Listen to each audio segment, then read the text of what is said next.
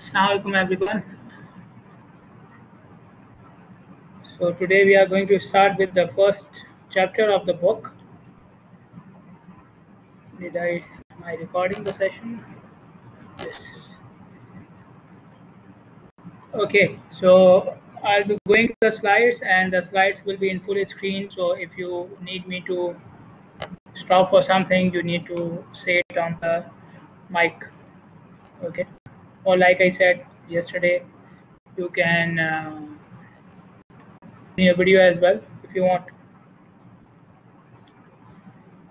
So let me have the slides here. Okay, I already have them.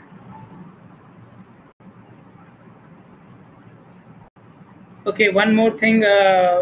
Yesterday I forgot, but I gave my email address in one of the sections and I didn't give it in the other sections. So this is my email.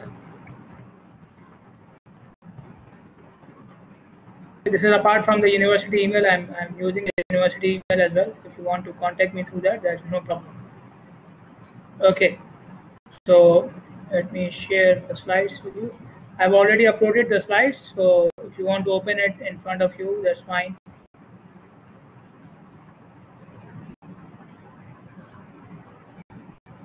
Okay, so you can see my screen now, everyone. Yes. Yes. Okay, good, thank you. Okay, so starting with this, the first chapter. So this first chapter is about the profession of traffic engineering. What do we mean by traffic engineering, and what are the challenges for a traffic engineer? What are the objectives of a traffic engineer? Okay, and what are the competencies when you are managing the traffic? These are the things we will discuss in these slides. So starting from now, let us first of all define transportation engineering. Traffic engineering is a part of transportation engineering, and in the old edition of the book, the definition of transportation engineering was also given. So I have kept it, and this definition is given as per ITE. ITE is an organization. It stands for Institute of Transportation Engineers. Institute of Transportation Engineers. So it's a renowned organization like ASHTO and FHW, and there are so many organizations. So they have their own definition of transportation engineering, but the one according to ITE seems more appealing for the authors of your textbook. So transportation engineering is the application of technology and scientific principles. Now, if you just look at these two lines, this is a common definition for any engineering discipline. Okay, what is engineering? Application of technology and scientific principles. Okay, and then what are you applying these technology and scientific principles to becomes the field of the engineering. So in this case, since I'm talking about transportation, so we are applying the technology and scientific principles to do the planning, design, operation, and management of facilities for any mode of transportation. Any mode of transportation. So there are different modes of transport: airways, railways, waterways, highways, trucks, buses. Okay, so transportation engineering includes planning, design, operation, and management for any of these modes. And I might have mentioned at the time when you were taking highway engineering that even water pipelines are part of transportation modes. And the first two items of this list, planning and design, have been covered in the highway engineering course. So in this traffic engineering course, we will be dealing with operation and management of transportation facilities mainly. Okay, when we say for any mode of transportation, we have to keep certain points in mind. That the facility should be safe, it should provide the service rapidly, should be comfortable, convenient, economical, and environmentally compatible. Okay, for the movement of people and goods. Okay, so good here doesn't mean the opposite of bad. Good means things, materials, items. So transportation deals with movement of people as well as goods. So when you are trying to achieve this movement, you have to make sure that all these things are being met. It should be safe, rapid, comfortable, convenient, economical, and environmentally compatible. We will talk about these things in detail later on in the lecture. Now the definition of ITE, and again in the new edition of the book, this definition has been updated.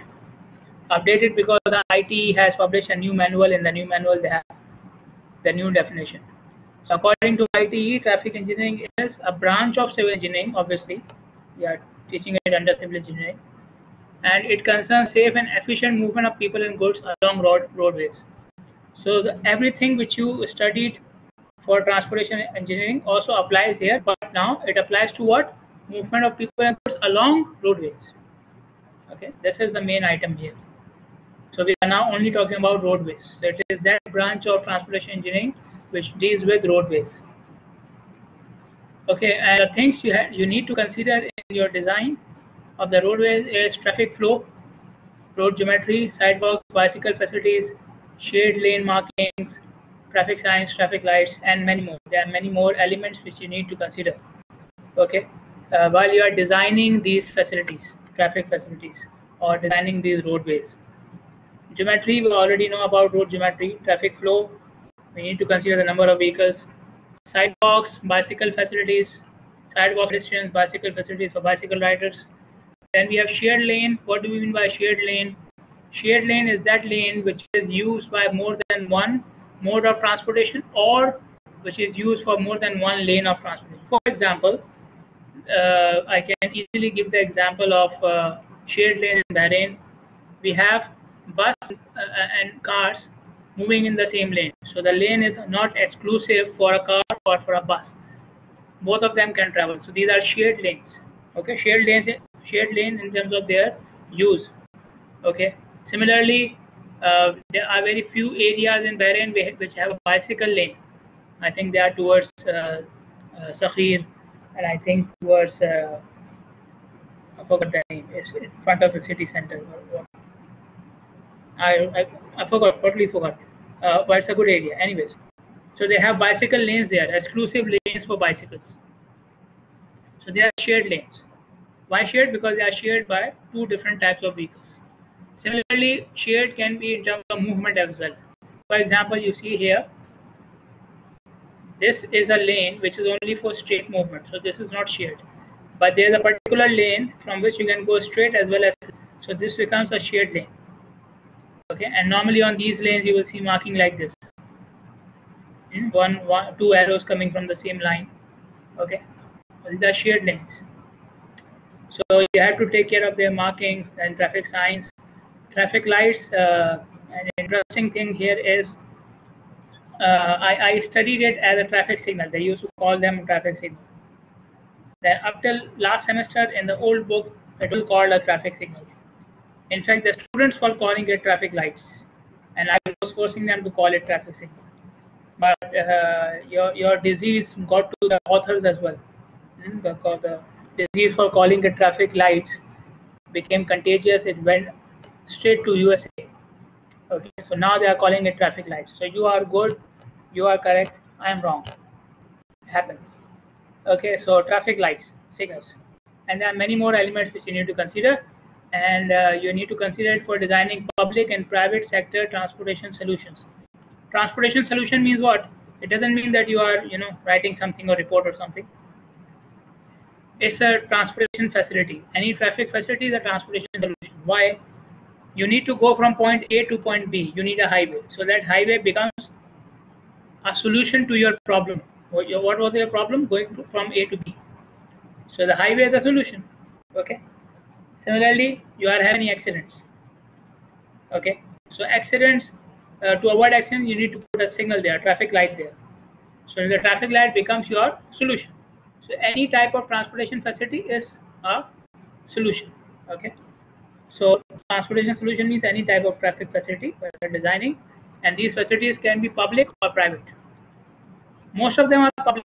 Buses are public, okay, provided by the government for general public.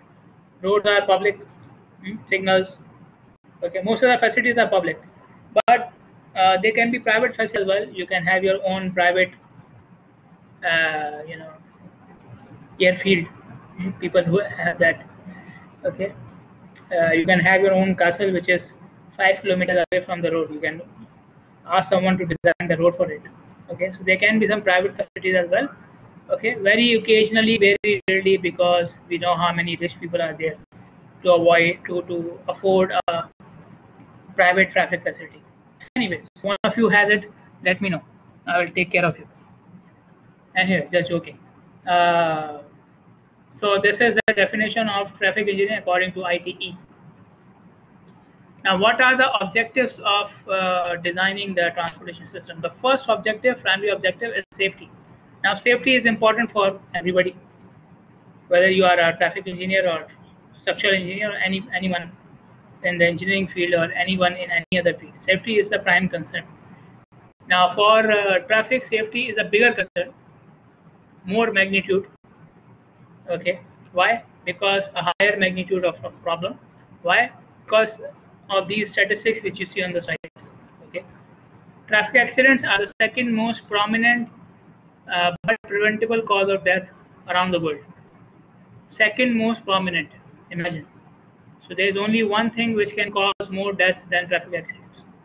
Okay, and you can call it a good thing or a bad thing, but these accidents can be prevented. If any one of you has had the experience of an accident, after the accident, if you think about it, you can think of something which you or the other guy could have done to avoid the accident, or there could have been some changes in the design made according to you which could have avoided the accident. So accidents are avoidable, but they still happen, and they're still happening in a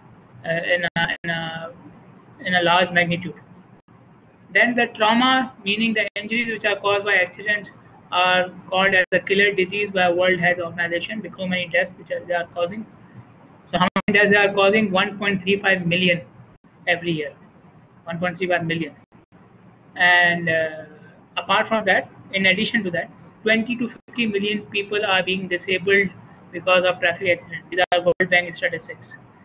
Okay, and see here we are not even adding up the economic damages because of property. You know, you have property damage when your car gets damaged or you bumped into somebody else, you damage property, and we are not talking about that. So just the damages to human life is so much. Then according to World Health Organization, in 2015 they expected that till 2020 the accidents will increase by 67%. Okay, up till 2000, in 2015 they predicted that, and this is why they started taking it seriously, because you know there are already so many and they are increasing. One alarming thing which is for you guys, okay, young people between 15 29, that is the leading cause of death for people in this age category. So I'm hoping all of you are in this age category. Okay, not too young, not too old. So it's a leading cause of death, not the second most, the leading cause of death. Okay, now what they did, they said, okay, we are having too many accidents. What should we do? Simple solution: make the vehicles safer, stronger. Okay, more resistance to damages. Okay, so you have airbags, you have seat belts, you have special seats, and soft dashboards and soft steering wheels, and you have, you know, automatic sensors and so on. So the vehicles are becoming safer. In fact, they are too safe.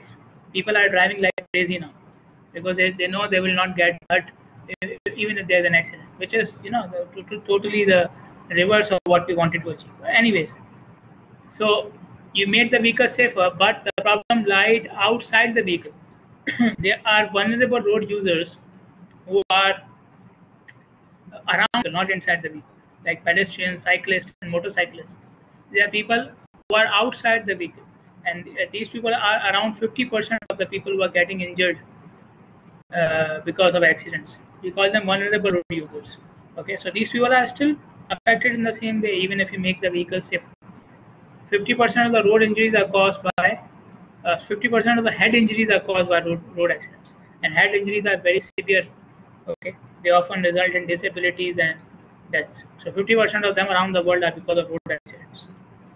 By year 2030, road traffic injuries will become the 7th leading cause of death across all age groups.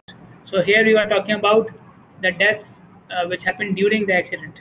Here we are talking about the death which will happen after the accident because of some injury which happened during the accident. Okay, so it's not only avoiding the accident. Okay, accident happened, somebody survived, that person may die somewhere after that, sometime after the accident. That is the cause is still the accident. Okay, and that will become the 7th leading cause of death for all age groups. So looking at these statistics, United Nations said that why not make the current decade, obviously they announced it in 2010 that we will make the decade as the decade for action for road safety. So they want to reduce the road traffic deaths and injuries by 50%. So this is what they said at the start of the decade, what they were hoping for. But in 2015, what the World Health Organization is saying, they're increasing by 67%. Okay, so from 2011 to 15, this decade was not so effective. Hopefully, after 2015, they must have pulled up their socks and done something better with it. Okay, but we are still to know 2020 will end, and then people will start studying the trend of accidents up till now. So it will take some time before we know what happened. In your textbook, they have given examples from USA as well, and they are not very hopeful, in this case. Okay, about safety. Then we come towards other objectives of managing traffic. Uh, One obvious one is speed. You want to have the movement as fast as possible, but speed or rapidity is a relative term. In fact, all of these are relative terms. If you ask somebody, you want to drive faster, they will say yes, I want to drive faster. But as a traffic engineer, you have to consider other things. For example, you have to consider safety. Is driving at that much speed safe for the driver according to the design of the road? Maybe the road is not designed for that much speed. Maybe the vehicle is not designed for that much speed. Maybe the surface does not allow that much speed. Okay, I'm talking about speed, for example, 200 kilometers per hour. Okay, do you have the vehicles, do you have the material of the road surface which can allow that much speed? Okay, so the first consideration is design, then you come towards safety. When you're considering safety, you have to consider the reaction of the driver. Can that driver react in a safe manner if he has this much speed? Okay, now we have lots of drivers who are old or who are inexperienced, and they need more time to react. So everybody cannot react to something coming in their way at 100 kilometers per hour. So for these guys, you need to reduce the speed. So you don't have traffic facilities or transportation facilities which are designed for hyper speed. Okay, because you need to consider the abilities of the driver. Everybody cannot react in the same way. Their reflexes. Third thing is their expectation. Okay, you are coming out of a garage. Somebody is coming from the other way. You know when it's a local road and the person who is coming from the other side from the street can see the garage door is open, so you are expecting him to come slowly or even stop for you. Similarly, he is expecting the same thing from you. He is expecting that you will come out at a speed which is very very slow. Okay, same thing happens in the parking lot, same thing happens when you are crossing a school. Okay, you know there are kids roaming around, running around. Okay, not nowadays but normally. Okay, there are parents who are trying to handle their children and they are trying to cross the street. So what are they expecting from you? To slow down. Okay, you know there's a school, the kids are there, and you slow down. Okay, so expectation of the driver. Okay, so you try to be as fast as possible, allowed by the design of the road, which is as per the limitation of the driver and his or her expectation. Okay, so speed. Okay, but within these limits, try to be as fast as possible. Then comfort. Comfort is something related to safety, but it's the perception of the driver about the safety of the road and the vehicle. Okay, how comfortable driver feels or how safe he feels about the road surface and the vehicle when he is making the trip. Okay, so comfort is the perception of safety by the driver. So again, you can see things are really relating to safety again and again. So comfort, Okay, what was I saying? Yeah, for example, you come on a road which is, and there has been a rain, so the water is, accumulated up to 1 feet on the road because there was no drainage. Obviously, when you are now you will not feel safe and comfortable driving on this road. Okay, because you never know, your car may, get stuck, it may stop. Okay, or you may get into uh, some sort of pothole or something. Okay, so you will not feel comfortable. Similarly, the road has too many cracks. There are, boulders and stones everywhere. You will not feel comfortable driving on the road. Okay. Similarly, you are driving a musical car. I will call it a musical car. Why? You are driving and the door is playing its own music. The tires are playing their own music. Okay, so it's like a musical car. Every part of the car is playing a separate instrument. Obviously, in a car like this, you will not feel comfortable. Okay, why you are not feeling comfortable? Because you feel the car will get stopped, or I might lose a car while I'm driving, or so you don't feel safe, you don't feel comfortable. Okay, so it's your perception about the vehicle and the road surface. So it's your duty as a traffic engineer to make the driver or the traveler as safe as possible, as comfortable as possible. Then convenience is the ease of making the trip at a particular time, using for a particular location, or using a particular mode. For example, I want to take a trip at 10 p.m. at night. Okay, and I want to go to a hospital. Okay, the only way I can go to hospital at that time is by my own car. So the convenience is less for me because there's only one mode available. So if my car breaks down, I will have a lot of problem going to the hospital. Okay.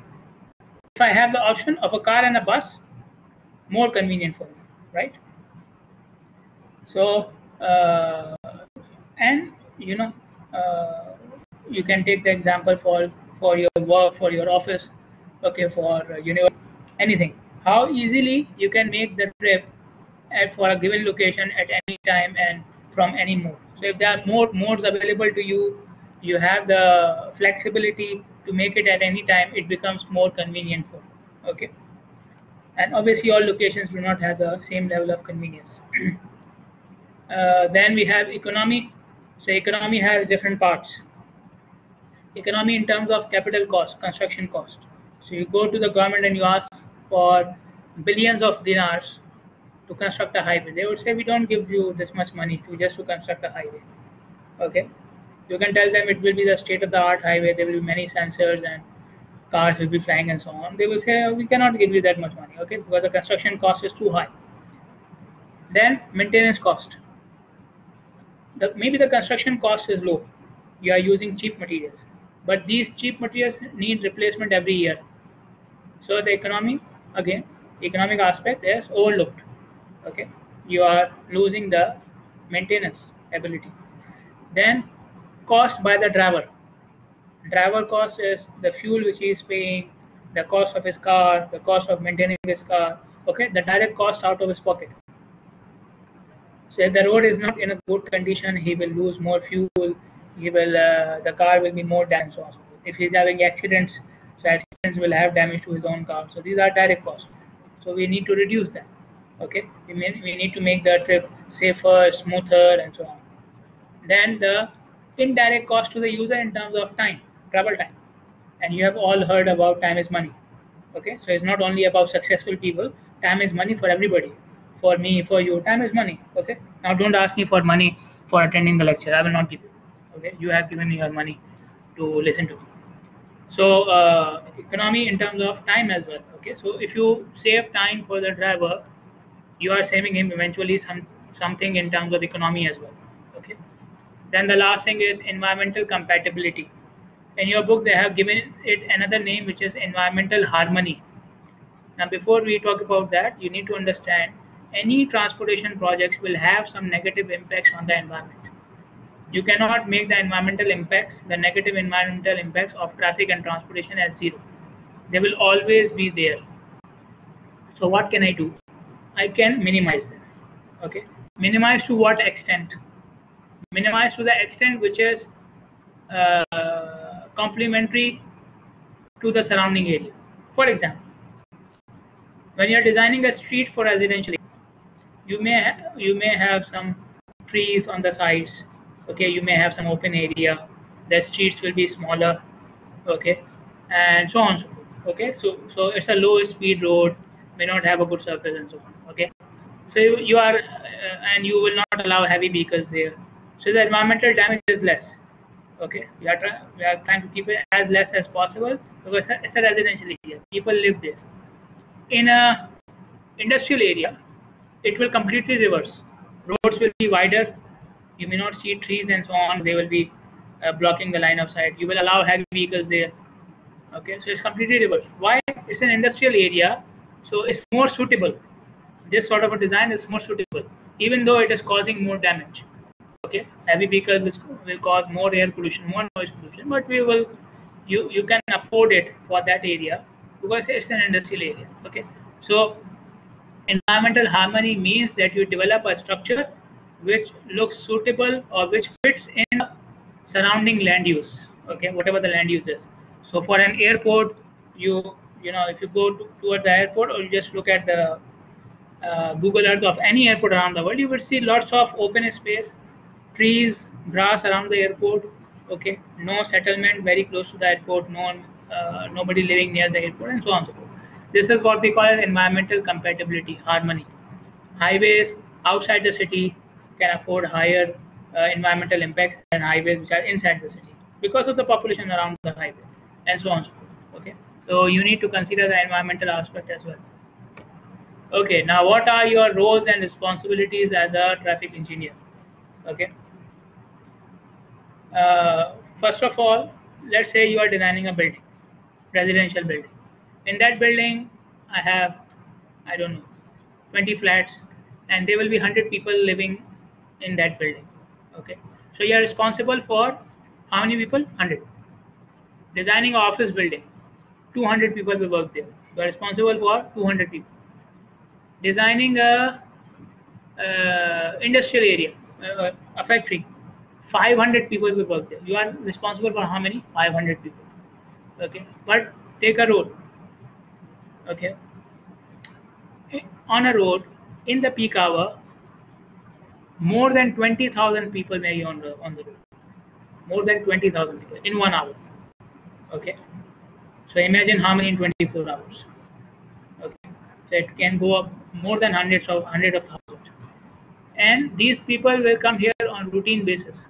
Okay, so they are a greater responsibility for you because of their number and because of their use. You come towards your house or every day using the same highway. Okay, so there is a problem with that highway. It will cause you or it will endanger your life every day. Okay, so you imagine the burden of responsibility on you as a traffic engineer. It's a higher magnitude of responsibility, so it becomes your special obligation. In comparison to others, it becomes your special obligation to employ available knowledge and state of the art technology to enhance public safety. Okay, so you need to understand how I can use the technology to enhance public safety. That's why we use these cameras. Okay, just to give you some examples of technology to increase public safety, you have the cameras and you have sensors, you have new types of signals. So in 2019 they started these flashing signals. Okay, so this is what these flashing signals are supposed to increase the safety of drivers who are crossing the intersections. Okay, so this is an example for that.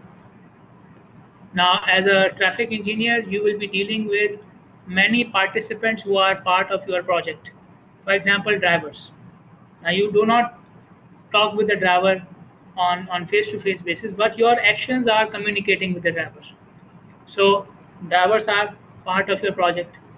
Traffic department is part of your project. Ministers are part of your project. Contractors and consultants are part of your project. All of these people are part of your project. So you are working with a bigger team here. Okay, obviously it is bigger than the team involved in construction of a building. Okay, you are dealing with a bigger team here, and uh, most of the people in this team will not understand the basics of traffic engineering. because they are not traffic engineers, they are not even civil engineers. Okay, they are people of different backgrounds. Okay, some of them may be from law, some of them may be from you know uh, finance or some other field. Okay, so they do not understand the basics of traffic engineering, but you still have to deal with them. You have to deal with them. Okay, you cannot work without them. Okay, you have to deal with them. How to deal with them? You have to deal with them productively, meaning you have to convince them. Yeah, they have to be happy with what you are doing. For example,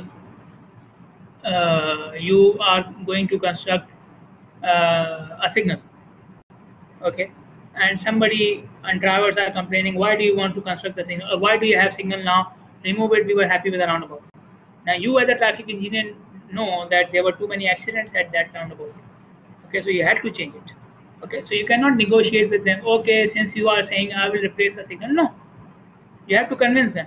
Okay, maybe show them statistics of the previous year's accidents. Okay, maybe you want to decrease the speed limit at a location, and nobody is listening to you. Okay, because they say, okay, so it's a very wide road, why do you want to reduce the speed limit? You have to convince them. You cannot negotiate, okay, fine, keep it. Somebody may come and say, why don't you increase the speed limit? Okay, if you know why you are doing it, then you will not negotiate with them. Okay, now the problem with convincing these people is their naive assumptions. Naive means simplified, as simple as thinking of a kid, brain of a kid. Let me give an example. I have a colleague who is in another department, and he has been to Malaysia, and according to him, the highways in Malaysia are very good. Why? Because when he used to go to his office, he did not have any signals. So according to him, the solution for any type of traffic problem, congestion problem is remove the signals. Just keep on removing the signals and you will have the best traffic system in the world. This is naive assumption. This is a naive assumption. You cannot do that. You cannot do that. It's not possible to have a whole traffic system without signals. That's why signals are used everywhere around the world. You don't have a country which is without signals. Okay. This is a naive assumption. Okay. So you have to deal with them. You have to deal with these people. Then these people, especially in the ministries and people who are doing some development work, they make plans and designs without considering the traffic and transportation needs. Okay, for example, somebody comes and he says, okay, there's a land here, and this land looks very promising for a new shopping mall. Let me build a new shopping mall.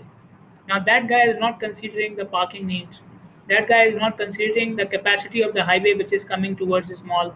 Maybe your mall will increase the capacity of the highway, or sorry, the demand of the highway by 5,000 vehicles, and the highway does not have any extra capacity. Okay, so these people may be devising their plans with oversimplified analysis. Okay, my mall will have 500 people, so I will increase 500 cars. No, it doesn't work like that. You need a traffic engineer to tell you the effect of your development. Similarly, a housing project. Okay, so you have to deal with people who are making their own plans and designs for their own goals and for their own profit, and you have to deal with them. You have to explain to them. They will make designs using their naive assumptions. The analysis are simplified. Okay, and the impacts are understated. They are underestimating the impacts of their plans. Okay, so you have to deal with them, and you have to deal with them, like I said, productively. Okay, do not negotiate. Okay, I am saying this, you are saying this, let's agree in the middle. There's no middle. Okay, you have to understand and comply with all the professional ethics and codes. Okay, there are codes. Okay, we have Bahrain Society of Engineers, we have Ministry of Works standards, we have standards from Ministry of Transportation. Okay, so you have to comply with all of them. Okay, by the way, I will give you the time for question and answer after these two slides. Okay, so as a professional, it is only ethical for you to follow these things. Okay, for any professional in any field, he has to work according to these. What are these ethics? First of all, work in your area of expertise. Okay, like I said, you will be dealing with people from finance, you will be dealing with people who are from law, you will be dealing with people who are from public administration. Okay, you have to deal with them, but you will only explain your part of the work. You will not say, okay, do this and you will arrange the money from this. You don't know. Okay, let them do their job. You can only explain your part. So work in only your area of expertise, and it's a becoming a bigger problem now with social media and so on. People are commenting and criticizing each and everything. Okay, they feel they are experts now. Okay, this is not ethical. Believe me, this is not ethical, and it causes a lot of stress for people, for professionals, other professionals. Do your work completely and thoroughly. Don't leave anything. Okay, from start to end, all the analysis must be done. Everything which you need should have been done in your project. Okay, data should be collected from the field wherever it is required. Okay, so there should be no gaps and loopholes. Be completely honest with everybody around in the project. Like I said, there will be some aspects of the project which are not good for one or two, or which does not look good for one or two participants of the project. For example, I'm constructing a new highway, so the people in that area, living in that area, will be, uh, may not be feeling good. Okay, their life may be disturbed for some part. Okay, because of the construction machinery which is coming, because of their noise, because of the dust. Okay, so you have to be honest with them. You have to tell them that this will happen. Okay, in the end you will have a highway, okay, that will serve you. It will make your lives better, but now you have to accept uh, these things. Similarly, your clients and employers, okay, you have to be honest with them. Okay, like they say, honesty is the best policy. Even if something goes against them, you have to tell them. You cannot hide anything. Okay, comply with all the applicable codes and standards. I already talked about that, and work to the best of your ability. Okay, this is something which is only human to do. Okay, work to the best of your. So when you're doing something, you're not doing because of this, because what is written in this slide, or you are not doing it because somebody is paying you. Okay, you are doing it to satisfy yourself. Okay, or like we have to satisfy the God. We have to satisfy our God, and He knows everything. Okay, so this should be your mindset whenever you are doing anything. You have to work to the best of your ability. Okay, and how do you know that you have worked to the best of your ability? Something which can satisfy you. Okay, and something which can satisfy your heart. So and God knows what is in your heart. Okay, so you have to you are not worried about what others are thinking. You are worried about what you and your God will be, your God will hold you accountable for. Okay, so work to the best of your ability. And the traffic engineer has the responsibility to protect the community from any liability. Community means the government department who is providing the service, the traffic management department or whatever. How do you protect them from liability? If you are not designing the highway properly, if you are not managing traffic properly, there will be lots of accidents or maybe lot of delay. Now, who will they be blaming, the drivers and the travelers, for the delay or the accident? The government, and government is part of the community. Okay, they don't know who the traffic engineer is. Okay, they don't put your name on the road, that this road was designed by so and so. That's a good thing, but you know that it's your responsibility to make sure that these things do not happen. Okay, so if these things happen, too many accidents, too much congestion, then you are making the community for uh, liable for the accidents and the delay because of your practice, because you didn't do something right. Okay, so when you are doing your job correctly, you are protecting the community as well, people who are not on the road, but it's their responsibility. Okay, so you are protecting them as well. Okay, one more aspect, just to emphasize the importance of transportation. Sustainable transportation is being made as part of the global sustainable development goals set by United Nations in 2015. Okay, so in 2015 we made a sustainable development goal, and you may know that these goals are not for some years, they are for the whole millennium. Okay, so for the whole millennium, they are saying that we will. One of the things we should focus on is sustainable transportation.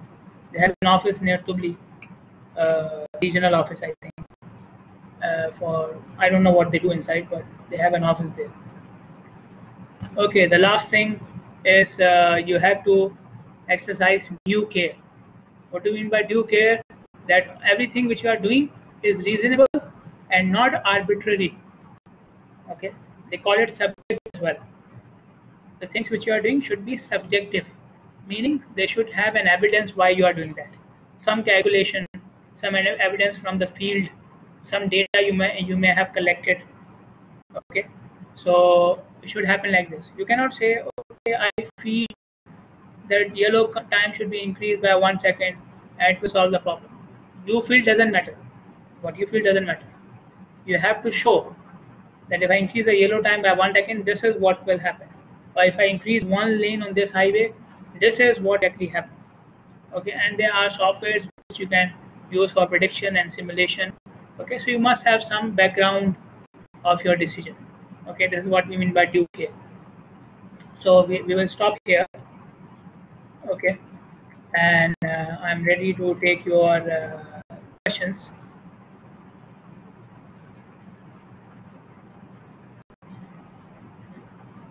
11 and 9, Abdullah. Okay, good. United Nations, yes. UN stands for United Nations. Okay, any other question? You can raise your hand and I will let you speak.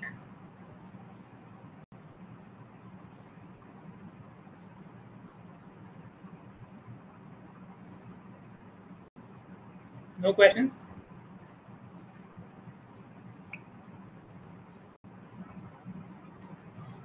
Okay, so I will be taking attendance. I will call out your names. Okay, you can see your names here as well on the screen. So you will raise your hand. You will raise your hand through the system, okay? Elizabeth? Okay. Ibrahim? Yeah, good. So you see your hand and you raise. Fatma Abbas?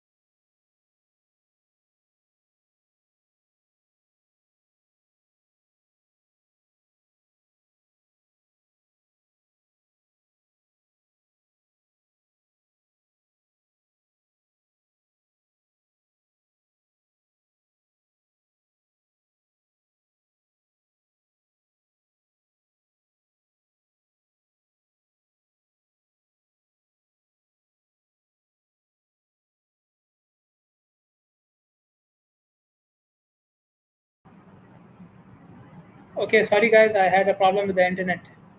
So I'm back. Okay, Fatma Abbas, I already marked you present. Nadine Abdul Salam, can see you.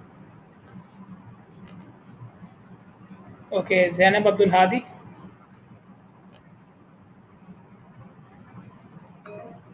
Okay, Ali Abdullah.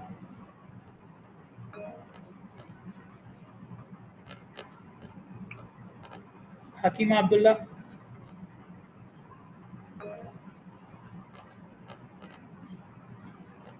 Lulwa Abdullah.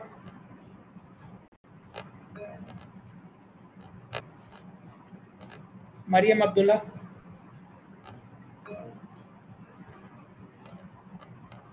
Latifa Abdullah.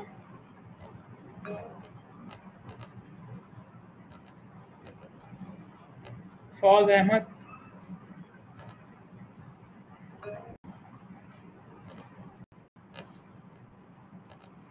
Zainab Ahmad.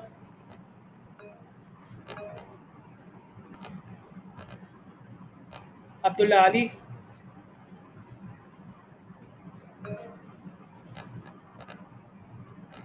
Asil Ali.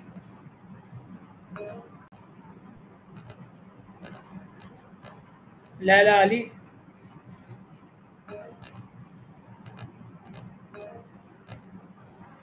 Isra Ali.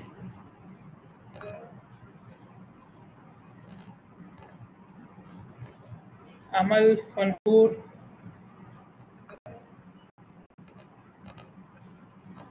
Zahra Hassan. Zahra Hassan. Okay. Abdul Rahman Haji.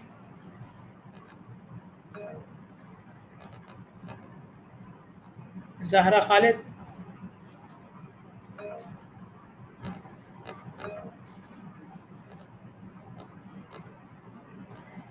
Hamad Muhammad. Hamad Muhammad. Zainab Mansoor. Sorry, I missed your name. Zainab Mansoor. Muhammad Muhammad. Okay, fine. Zainab Mansoor. Okay. Nujud Muhammad. Nujud Muhammad.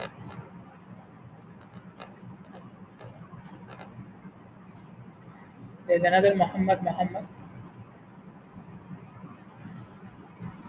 Okay, so you can see your name. This is without the face. Muhammad Muhammad, who is without the face.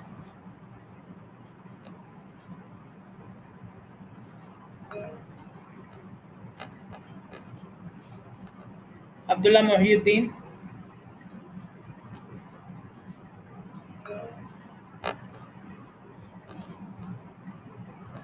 Ala Mustafa.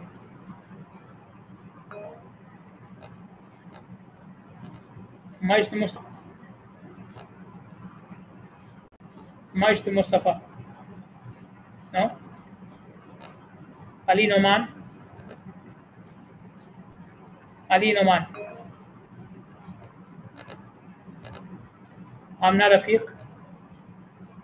Amna Rafiq. No. Dua Salman. Dua Salman. Abu Bakr Tahir.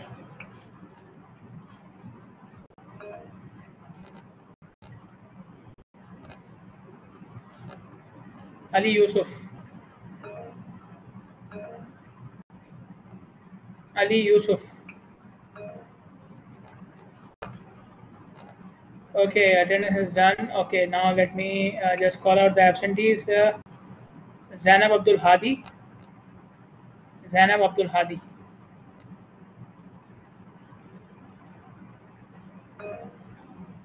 And Majd Mustafa. Majd Mustafa. Okay, Amna Rafiq. Okay. Khala from the other section. I will mark you. Okay. I will mark you. Though I already put your present. Zainab Abdul Hadi. Okay.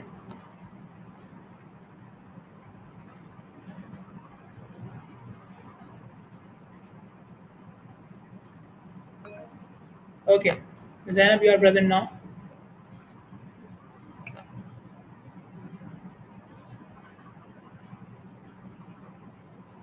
Okay, you guys are making groups here. This is wrong. Okay, anyone? Okay, to submit the names, you can send me by Teams on Teams, or you can send me from on email or whatever. Okay, just give me the names with the IDs, and that's it. Okay. Any other question?